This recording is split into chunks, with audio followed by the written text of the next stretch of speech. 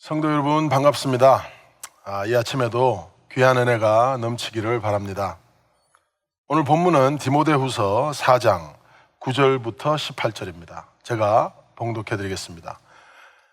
너는 어서 속히 내게로 오라. 데마는 이 세상을 사랑하여 나를 버리고 데살로니가로 갔고, 그레스게는 갈라디아로, 디도는 달마디아로 갔고, 누가만 나와 함께 있느니라. 내가 올 때에 마가를 데리고 오라. 저가 나의 일에 유익하니라.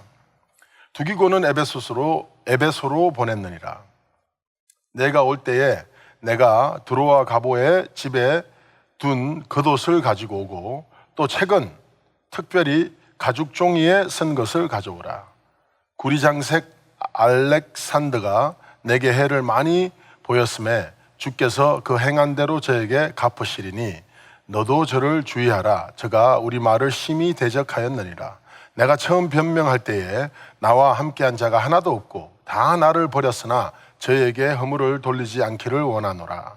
주께서 내 곁에 서서 나를 강건케 하심은 나로 말미암아 전도의 말씀이 온전히 전파되어 이방인으로 듣게 하려 하심이니 내가 사자의 입에서 건지웠느니라. 주께서 나를 모든 악한 일에서 건져내시고 또 그의 천국에 들어가도록 구원하시리니 그에게 영광이 세세 무궁토록 있을지어다. 아멘. 여러분, 스위스에 유명한 고급 시계 회사들이 많이 있습니다. 아마 보통 사람들은 이제 롤렉스 시계가 최고인 줄 알고 있지만 더 고급스러운 시계들도 많이 있습니다. 그 중에 하나가 바로 파텍 필리페라는 회사인데, 이 회사에 아주 재치 있는 광고가 화제를 모은 적이 있습니다. 그 광고의 슬로건은 영어로 이랬습니다. You never actually own a Patek Philippe. You merely take care of it for the next generation. 무슨 말이냐면요, 엄밀히 따져 파텍 필리페 시계는 개인이 소유하는 것이 아닙니다. 그저 잘 보관해 두다가 다음 세대에게 물려주는 것입니다. 재밌죠? 그만큼 이 시계가 귀하고 유산으로 물려줄 만큼 가치가 있다는 거겠죠. 여러분은 어떤 고귀한 것들을 잘 보관하고 있다가 물려주고 아니면 유산으로 남기고 하늘나라에 가시렵니까? 남기고 가는 그 무엇이 우리 식구들에게, 교회에게, 그리고 인류에게 무슨 유익이 있을까요? 디모데후서는 순교 직전에 사도 바울이 마지막으로 쓴 편지로서 이 위대한 거장의 발자취와 감정이 느껴지면서 인간적으로는 진짜 불쌍하기도 하고, 또 우리가 현 시대에서 생각하는 성공한 사역자의 모습이랑은 너무나 다릅니다. 그래서 여러 많은 생각이 들게 하는 그런 구절들입니다. 보편적으로 볼 때 상황은 너무 안 좋은데 사도 바울은 자기가 승리하고 있다고, 사명을 잘 감당했다고 선포하고 있습니다.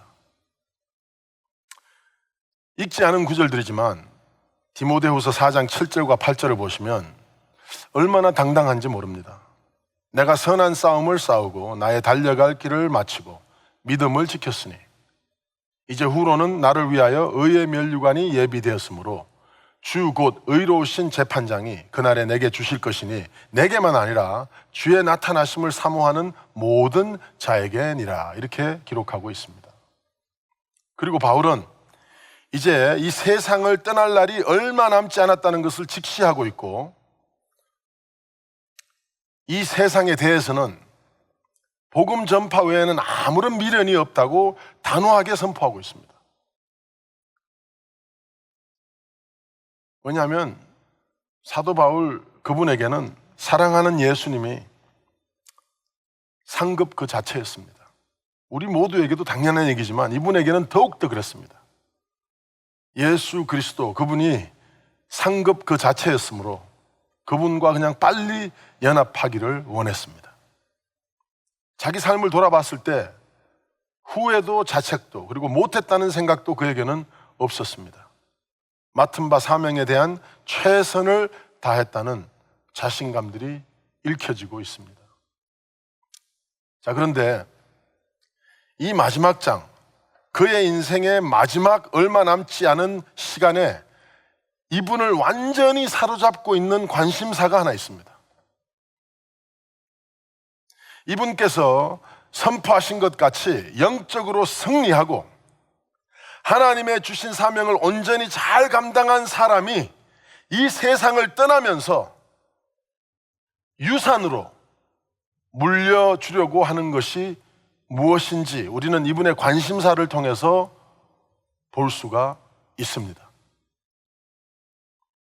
이 마지막 본문에서 읽으셨듯이 온통 사도 바울의 마음에는, 생각에는 사람들밖에 없습니다. 특히 제자들, 그 사람들의 생각, 그 사람들을 향한 마음, 그 사람들에게 하고 싶은 멘토링, 그게 다 쓰여진 책이 디모데 전서 후서입니다. 디모데 전서 후서의 띠은 하나님의 사람들, 그러니까 하나님의 사람으로 살고 싶은 모든 사람들에게, 특히 젊은 사람들에게 멘토링하는 책과도 같습니다. 근데 이 마지막 본문이 완전히 엑기스예요. 절정에 이른 거나 마찬가지예요. 온통 사람들, 특히 제자들 생각, 동역자들 생각뿐입니다. 이게 무슨 의미입니까? 그 사람들이 바로 눈에 보이는 실질적인 이 땅에 남기고 가는 복음을 위한 유산이었기 때문입니다. 사도 바울의 평생을 통한 고생과 핍박과 배신, 수고, 눈물 어린 목회의 결산물들이 바로 이 사람들이었던 것입니다. 그분 목회의 성육신은 바로 이 제자들이었던 것입니다. 이 남은 사람들이 바로 그의 간정이었으며 사도 바울의 사역의 성공 여부를 판가름하는 증거였습니다. 바울은 동역자, 협동하는 단체들, 제자들, 후계자들이 있었습니다. 그리고 그 사람들한테 투자했고 지금 이 마지막 책으로 또 투자하고 있습니다. 여러분, 기독교는요 절대 개인의 성공이나 혼자 잘 되는 것에 대한 메시지가 없습니다. 제가 단호하게 말씀드릴 수 있습니다. 우리는 신앙으로 거듭나자마자 제일 먼저 배우는 것이 엘로힘, 복수형의 하나님의 성호를 배우게 됩니다. 그리고 공동체의 형체로 협력하시고 서로 사랑하시는 삼위일체에 대한 하나님에 대해서 배우게 됩니다. 더 나아가서 우리 주 예수 그리스도께서 가르쳐 주셨던 기도문에도 하늘에 계신 나의 아버지, 그렇게 기도 가르치지 않으셨습니다. 하늘에 계신 우리 아버지, 우리 아버지입니다. 나가 없어요. 특히 예수님을 섬기는 일과 그의 백성을 섬기는 일에 있어서는 절대 혼자 하는 일이 효과적이거나 하나님의 영광을 드러내는 적이 드뭅니다. 이 세상의 흐름을 거슬러 올라가는 삶과 복음을 전거하고 죄인들을 섬기고 인도하는 일은 굉장히 외롭고 힘든 일입니다. 견뎌내기 힘들기 때문에 우리가 해야 할 일이 워낙 위대하기 때문에 동력하고 협동하는 것입니다. 그래서 참 거듭난 기독교인이라면 우리라는 아이덴티티가 계속해서 자라나야 되며, 가면 갈수록 신앙이 깊어지면 깊어질수록 사람들이 미워진다든지 무서워진다든지 멀리해진다든지, 만약 그렇다면요 진짜 내가 복음에서 자라나고 있는지 한번 생각해 보셔야 됩니다. 요즘 한국 교회 문화는 집으로 초청하는 신방이 사라지고 있답니다. 귀찮고 어떻게 사는지 보여주거나 비교당하고 싶지도 않고 아주 비밀스러운 생활, 편안한 생활, 그리고 책임을 묻지 않는 추세로 변해가고 있다고 합니다. 저는 이게 위험한 기독교가 되어가고 있다고 말씀드리고 싶습니다.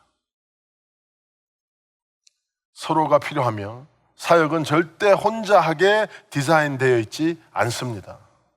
우리가 하나님의 몸이라고요. 손가락이 혼자 노는 법이 없습니다. 함께 역사하시는 삼위일체의 하나님을 우리가 알아간다면 협동과 동력함은 좋은 의견이 아니라 기독교인들의 운명입니다. 목적지입니다. 바울은 제자들을 만들었고 자기가 하던 일들을 맡기고 대신할 사람들이 있었던 것입니다. 물론 배신하고 복음을 버리고 떠나버린 사람들도 있었지만 목숨을 내어놓는 사람들도 너무 많았었고요. 친구들이면서도 동력자들, 평생 같이 할 사람들이 있었습니다. 사도 바울은 자기 삶의 마지막을 돌아보면서 그의 생각을 온통 사로잡은 것은 교회의 시스템이나 조직이나 프로그램이나 건물 프로젝트나 이런 것들이 아니었습니다. 그저 제자들 뿐이었습니다. 디모데, 그레스게, 디도, 누가,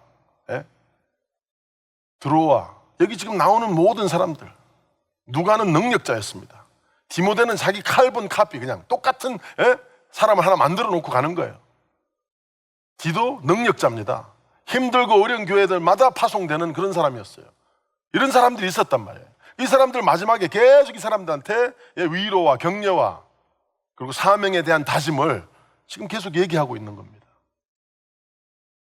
하나님의 왕국과 삶의 가장 고귀한 가치는 충성되고 신실한 사람들이지 물질적인 것들은 도구일 뿐입니다. 여러분 유럽에 있는 교회당들을 보십시오. 사람이 없으니까 아무것도 아니에요. 그냥 박물관이라고요. 그냥 돌덩어리들 뿐이란 말입니다. 이번 팬데믹 때 지금 팔려고 내어놓은 교회들이 얼마나 많이 있습니까? 돈도 있고 좋은 책과 프로그램이 진짜 지금만큼 기독교인 서적이나 그리고 인터넷을 통해 가지고 좋은 인포메이션이 얼마나 많이 있습니까? 아주 그냥 널려 퍼져 있습니다. 좋은 찬송곡 너무나 많고 금방금방 들을 수 있습니다. 그런데 사람이, 지도자가, 제자들이 없습니다. 다 무용지물이죠. 한국교회가 여러분 선교를 열심히 했고 많은 사람들이 세계로 흩어졌는데 제가 이제 영어 목회를 16년 전에 먼저 시작을 했어요. 그리고 한 7년 지나서 KM, 한국말 목회를 같이 또 시작을 했습니다. 그런데 이러다 보니까 이제 우리가 미국 단체랑도 같이 일을 하고 한국 선교사님들도 일도 같이 하고 이렇게 하는데 미국 단체는 가보면 선교사님들이 절차가 길어요. 절차도 길고 설명도 너무나 그냥 쓸데없는 설명을 너무나 많이 하고 별일도 아닌 것 같은데 막 너무나 많은 사람들이 같이 뭘 하고 있어요. 반면에 우리 한국 선교사님들은 진짜 혼자 들어가서요. 짧은 시간 안에 자기 애들 그리고 자기 건강 다 희생하고 너무나 기적 같은 일들을 이루어 놓으신 분들을 많이 봤습니다. 제가 지금 누가 좋고 나쁘다 이거 얘기하는 게 아니라 그냥 제가 본 현상을 말씀드리는 겁니다. 그런데 우리 한국 선교사님들 진짜 너무나 위대합니다. 완전 히로예요, 히로.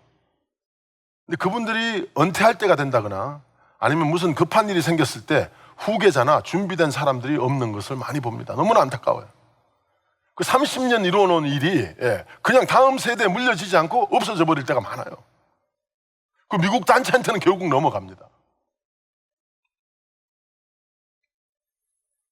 반면에 그 미국 단체들은요 좀 질질 끌고 막 답답한 면도 있고 그렇지만 저희들이 맨날 가다가 우리를 관리하던 그 선교사님이 바뀌어요. 또 없어져요.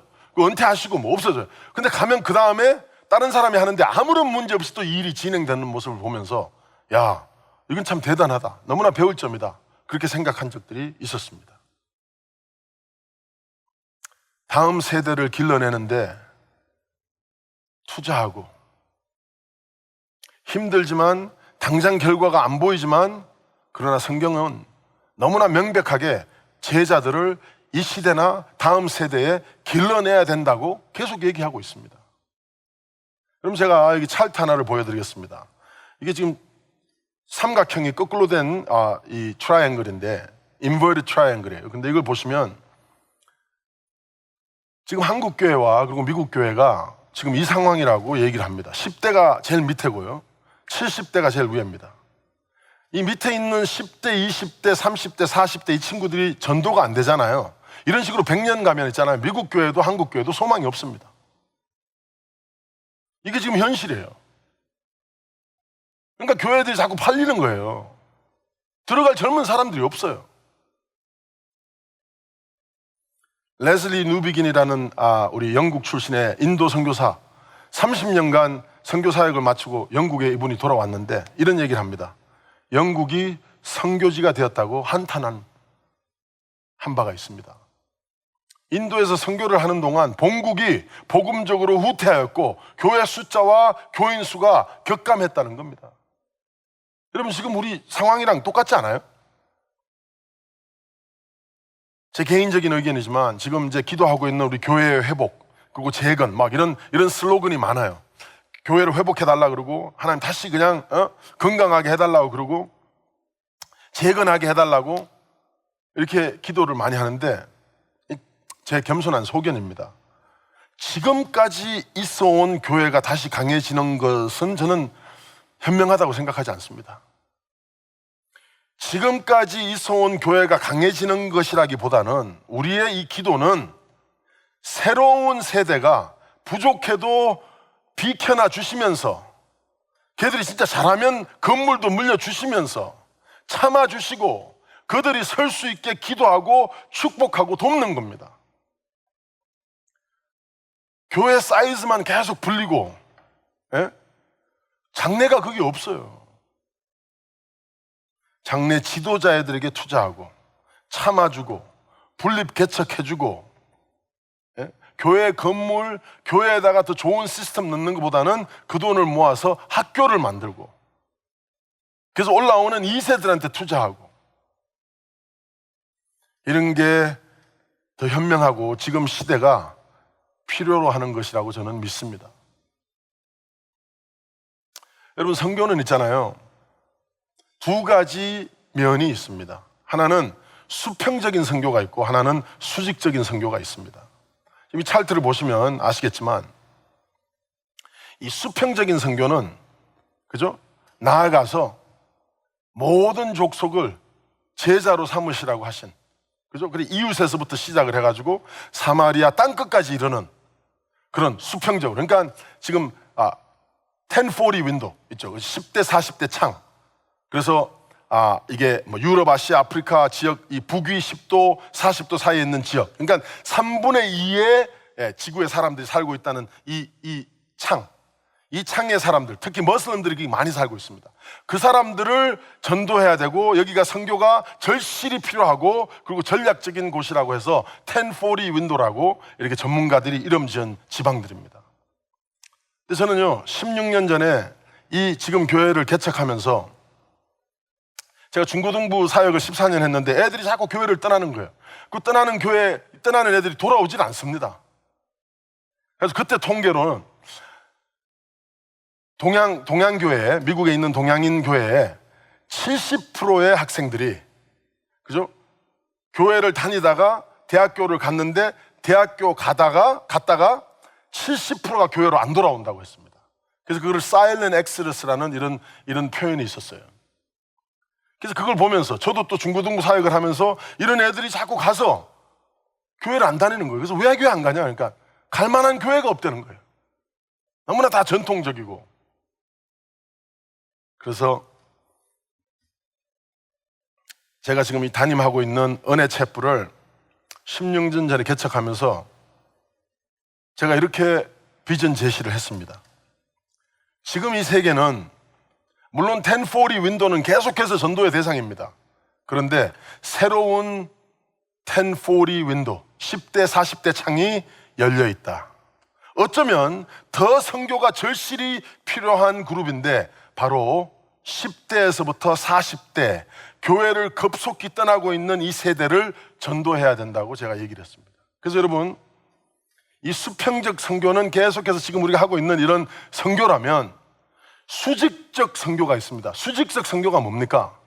한 세대에서 다음 세대, 이 뉴비긴 선교사님 얘기한 것 같이 한 세대에서 그 다음 세대는 전도 안 하고 그 다음 세대는 전도를 안 하고, 그러면 여러분 교회는 없어져요. 선교를 하려고 보냈던 그 나라가 선교지가 되어버리는 이런 일들이 생긴단 말이에요. 그래서 여러분 진짜 이 미국과 지금 특히 한국, 이 새로운 10대, 40대 창이 열려 있습니다. 그래서 우리는 이 10대와 40대까지 전도를 해야 된다. 그리고 그 청년들을 계속해서 전도하고 제자를 만들고 그렇게 16년을 사역을 해왔습니다. 대학생들 5명 그리고 청년들 4명을 데리고 시작할 때 재정도 힘들었고 진짜 아무것도 모르고요. 중고등부만 14년 하다가 이 교회를 했으니까 저도 아무것도 몰랐습니다. 근데 주위에서 막 이런 얘기를 합니다. 친구들도 그러고, 야, 요즘 애들은 헌신도 없고, 말했지만 이 시간도 너무 걸리고, 죄송합니다 이런 표현을 써서, 속된 말로 진짜 싸가지도 없고,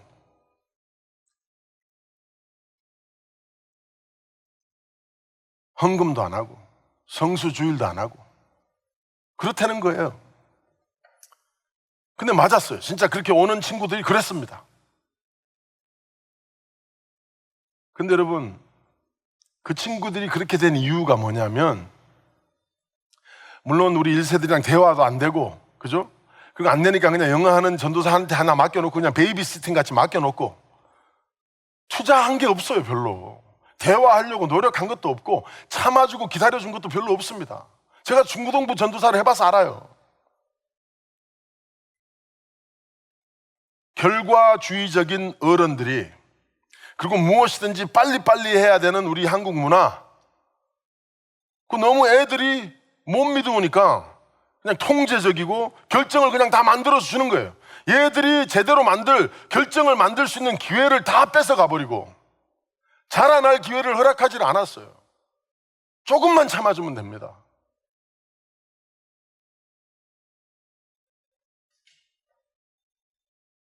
여러분들이 신앙인 된 것 같죠? 이 친구들도 충분히 이 새 시대에 하나님께서 이렇게 세우고 계시고, 그리고 충분히 잘 감당할 수 있어요. 근데 너무나 컨트롤링 하신 거예요. 그냥 애들을 그냥 자기가 결정 만들고 좀 넘어지게 내버려야 되는데 그냥 돈 벌어가지고 그냥 다 문제를 다 해결해버려 주시니까 자라날 기회가 없는 겁니다. 그래서 제가 일부러 한국교회 밑에서 같이 하지 않고 나와가지고 맨 땅에 헤딩하는 것 같이 그렇게 해봤어요. 얘들한테도 기회를 주자. 내 자신을 비롯해서 우리가 이거 할 수 있다.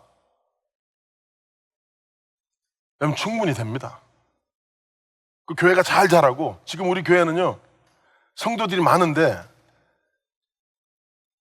제가 50대입니다.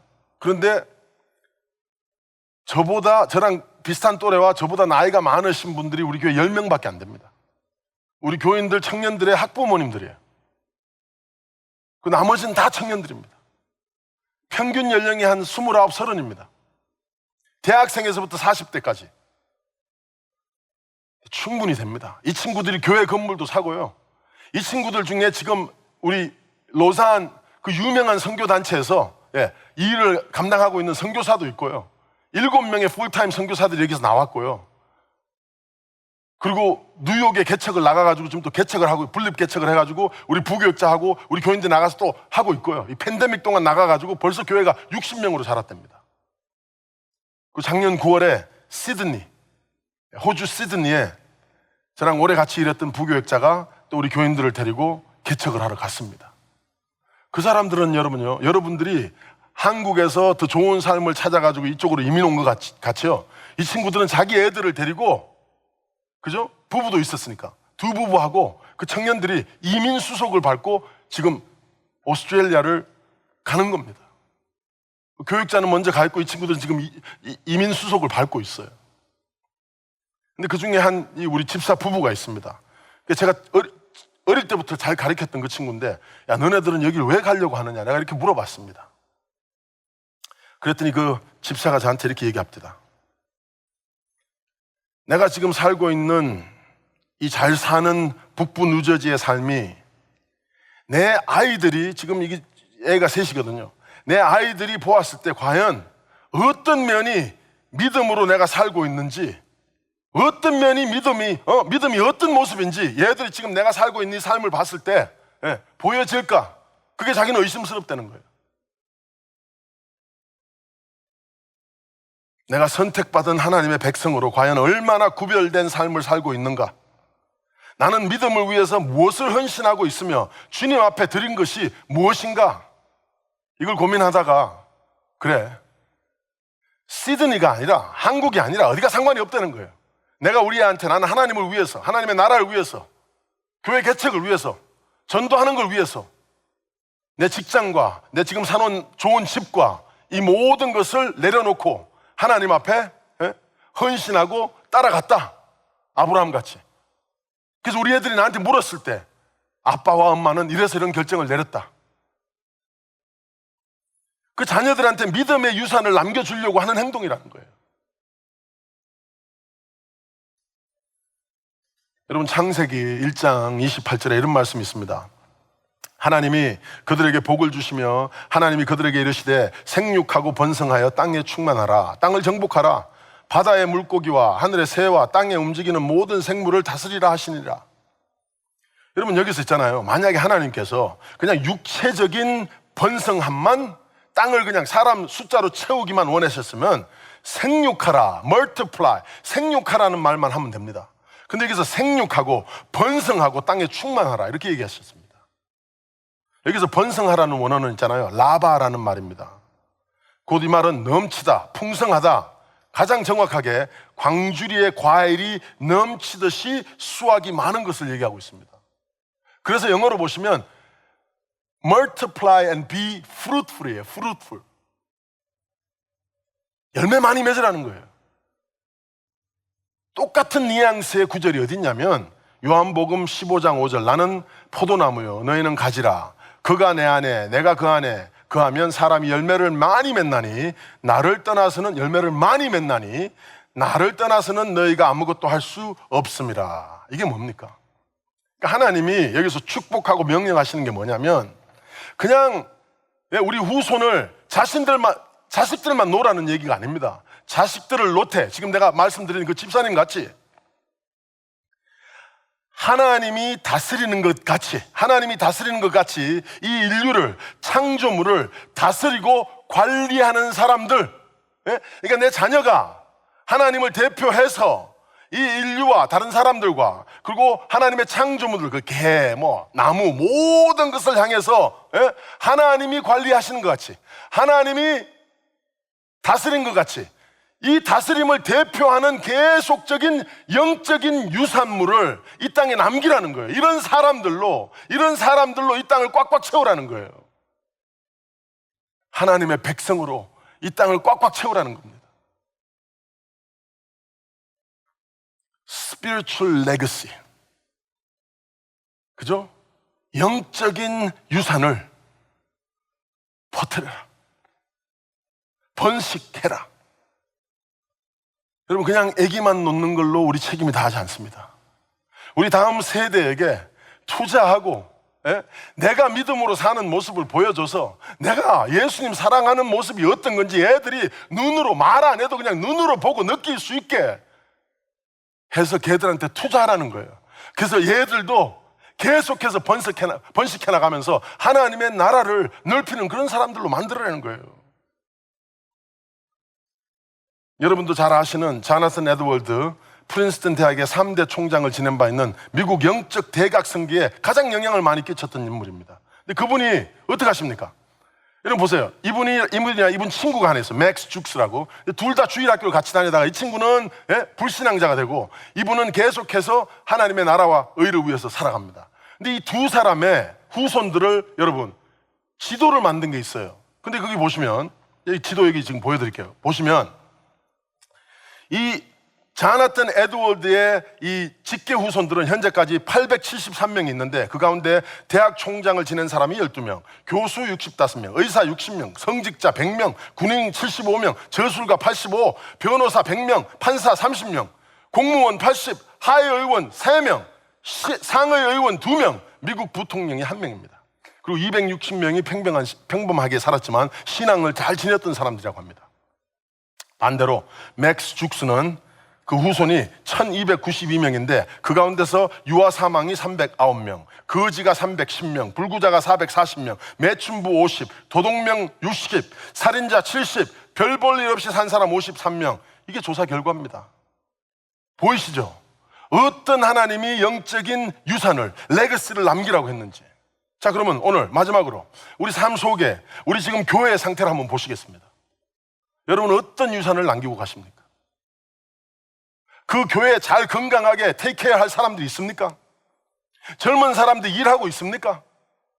아니면 미국 통계같이 10%에서 15%의 그냥 늙은 사람들이, 지도자들이, 처음 개척했던 사람들이 계속 똑같은 일을 하고 있습니까? 참아줘야 됩니다. 기회를 줘야 됩니다. 방향을 바꿔야 됩니다.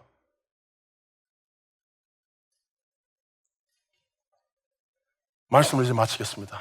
마지막으로 제가 두 구절만 보겠는데요. 에베소서 1장 17절에서부터 18절을 보시면 우리 주 예수 그리스도의 하나님 영광의 아버지께서 지혜와 계시의 영을 너희에게 주사 하나님을 알게 하시고 너희 마음의 눈을 밝히사 그의 부르심의 소망이 무엇이며 성도 안에서의 그 기업의 영광이 풍성함이 무엇이며, 이게 사도 바울이, 그죠?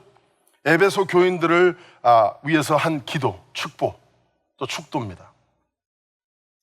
물론 내용이 너무 심오합니다. 근데 간단하게 제가 하이라이트 하고 싶은 부분은 이겁니다. 삼위일체 하나님을 알아라, 부르심의 소망을 깨달아라. 근데 이 마지막에 기업의, 그죠? 유산, 기업의 영광의 풍성함. 그러니까 하나님이 우리에게, 하나님의 선택한 하나님 백성에게 기업을 주신다는 거예요. 그래서 이 땅에서도 누리고 앞으로 올 세상에서도 누릴 수 있는 그 기업, inheritance. 그게 뭐냐면 성령님을 우리가 받게 됐죠. 그죠? 하나님의 선택을 받았죠. 거룩함과 흠이 없이 하나님 앞에 보존되기 위해서 구별을 받았죠. 구원을 누리죠. 영생을 받았죠. 양자로 부르심을, 너무나 많은 이 영적인 축복들을 다 나열하고, 이걸 다 하나님께서 우리에게, 여러분에게 주셨다는 겁니다. 그런데 에베소서 1장 11절에 보시면 모든 일을 그의 뜻의 결정대로 일하시는 이의 계획을 따라 우리가 예정을 입어 그 안에서, 하나님 안에서, 예수님 안에서 기업이 되었다는 겁니다.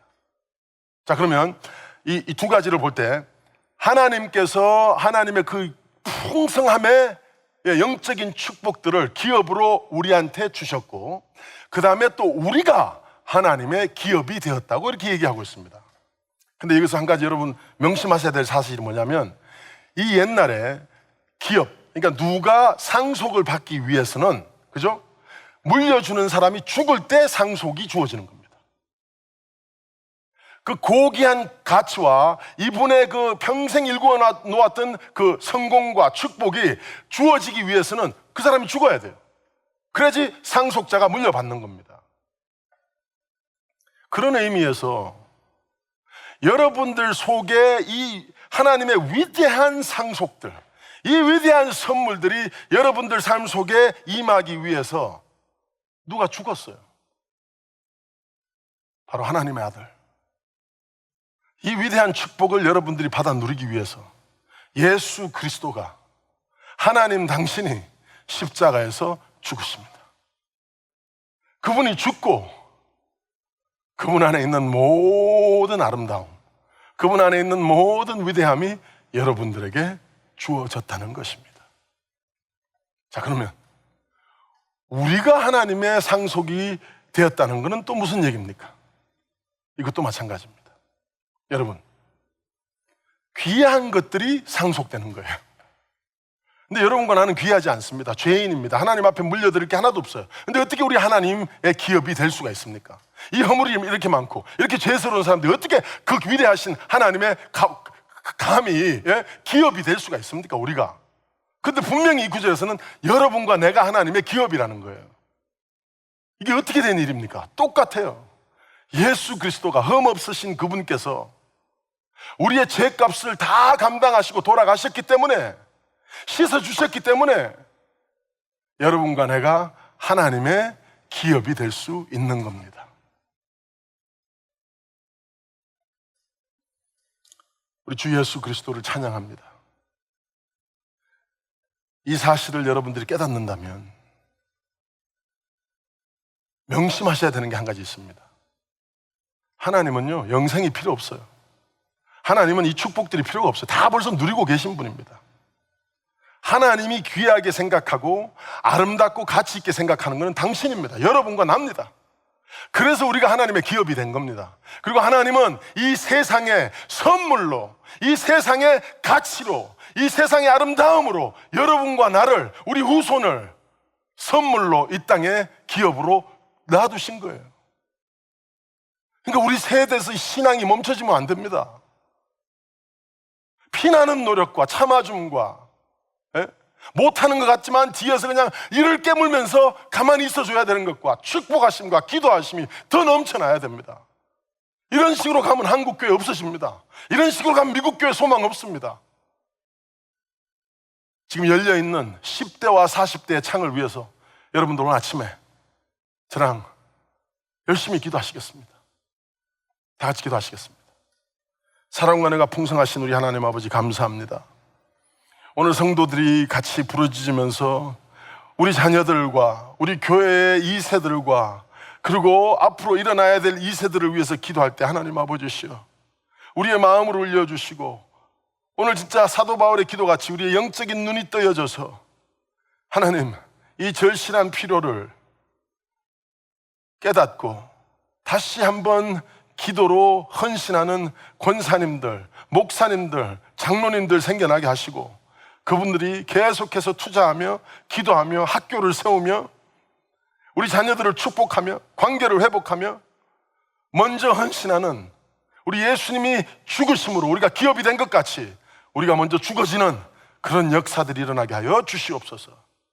우리 한국교회를, 미국에 있는 이민교회를 축복하여 주시고 다시 한번 하나님 이렇게 세워주실 때 우리 다음 세대들이 일어나는 역사가 있게 하여 주시옵소서. 감사드렸고 예수님의 이름으로 기도드려 싸움나이다. 아멘.